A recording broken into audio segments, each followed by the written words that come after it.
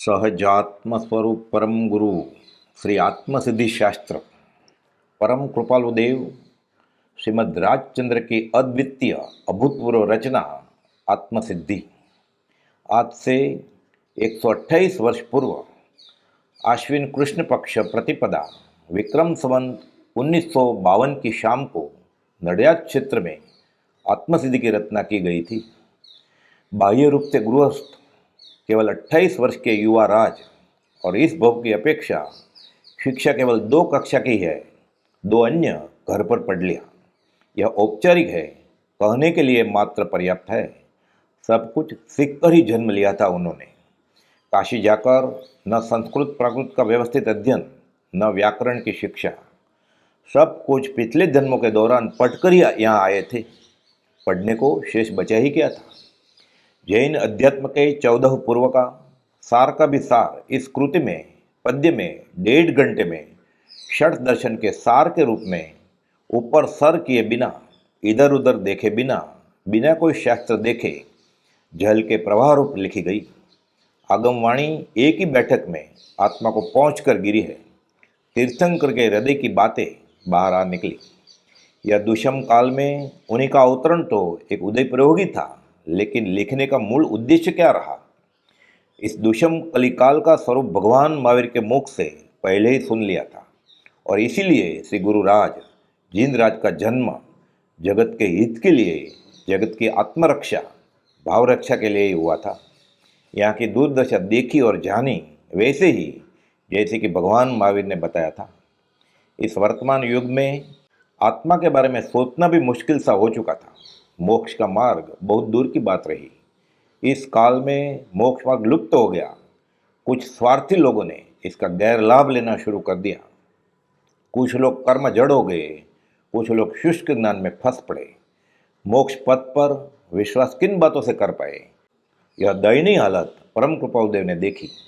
दयावश इस युग के परमात्म पथ दर्शक के रूप केवल निष्कारण करुणा से अनाथ जीवों के लिए उजड़े हुए कांटेदार मार्ग को साफ किया। स्वयं का सच्चा सुख क्या है यह बताने हेतु सभी जीव कुरु शासन रसी केवल यही उद्देश्य के साथ नौ पूजा आदि नहीं कामना, हमें पूजा बहुमान नहीं चाहिए, इस प्रतीति के साथ यह काव्य कृति की रचना हुई। आश्चर्य है कि इस अपूर्व कृति में लेखक के रूप में उन्होंने अपना नाम तक नहीं लिखा है। परंपरा से चल रहा धर्म का रास्ता छोड़कर सच्ची राह बताते समझाते हुए लोगों को मुक्ति नगर भेजना होगा, यही निर्धार है। आत्मप्रवाद 26 करोड़ श्लोक प्रमाण, इनका सार 142 गाथा के ग्रंथ में समाहित है। बिंदु में सिंधु। पूज्य प्रभु जी के अनुसार आत्मसिद्धि का प्रत्येक शब्द लब्धि वाक्य है। तीर्थंकर की वाणी के 35 अतिशय है। 13वां अतिशय किसी भी कठिन विषय को आसान बनाना यह है।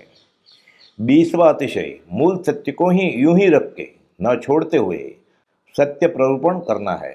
इसी प्रकार आत्मसिद्धि में किसी संप्रदाय को असिद्ध करने का प्रश्न ही नहीं उठता।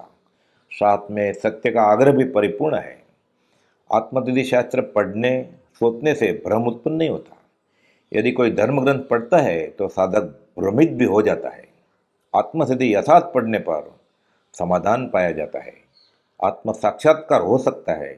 पूर्व जन्मों के ज्ञान के बिना यह सब लिखना असंभव है।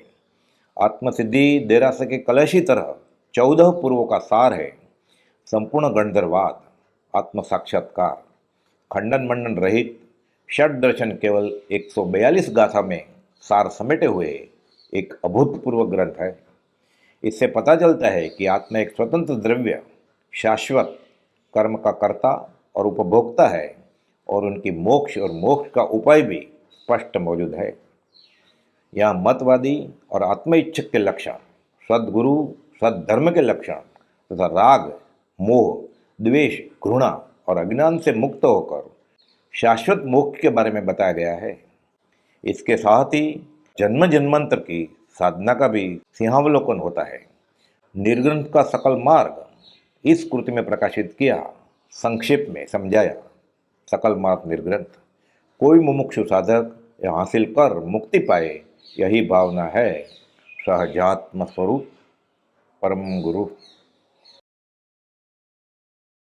સહજાત્મ સ્વરૂપ પરમ ગુરુ પૂજ્ય શ્રી બ્રહ્મચર્યજીની હસ્તલિખિત નોટમાંથી આ આત્મસિદ્ધિ શાસ્ત્રની સ્તુતિ મળી છે કે પતિત જન પાવની સુર સરિતા સમી અધમ ઉદ્ધારિણી આત્મસિદ્ધિ જન્મ જન્માંતરો જાણતા જોગીએ આત્મ અનુભવ વડે આજ દીધી ભક્ત ભગીરથ સમા ભાગ્યશાળી મહા ભવ્ય સૌભાગ્યની વિનતીથી ચારુતર ભૂમિના નગર નડિયાદમાં પૂર્ણ કૃપા પ્રભુ એ કરીતી હે પતિત જન પાવની યાદ નદીની ધરે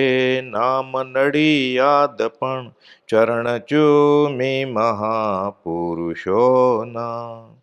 પરમ કૃપાળુની ચરણ રજ સંતની ભક્તિ ભૂમિ હરે ચિત્ત સૌના સમીપ રહી એકાંબાલાલે તહીં ભક્તિ કરી દીપ હાથે ધરીને એકી કલમે કરી પૂરી કૃપાળુએ આસોવદ એક મેં સિદ્ધિજીને હે પતિત જન પાવની શૂર સરિતાસમી અધમ ઉદ્ધારિણી આત્મસિદ્ધિ.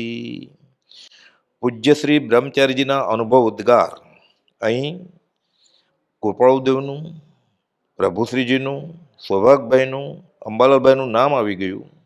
આત્મસિદ્ધિ લખવાનું નિમિત્ત કારણ આવી ગયું. નડિયાદ એ પવિત્ર ભૂમિ તેની વાત આવી ગઈ અને કઈ તિથિએ કયા મહિનામાં લખ્યું તે પણ આવી ગયું અને આત્મસિદ્ધિ શાસ્ત્ર શું છે તે પણ આવી ગયું. સહજાત્મ સ્વરૂપ પરમ ગુરુ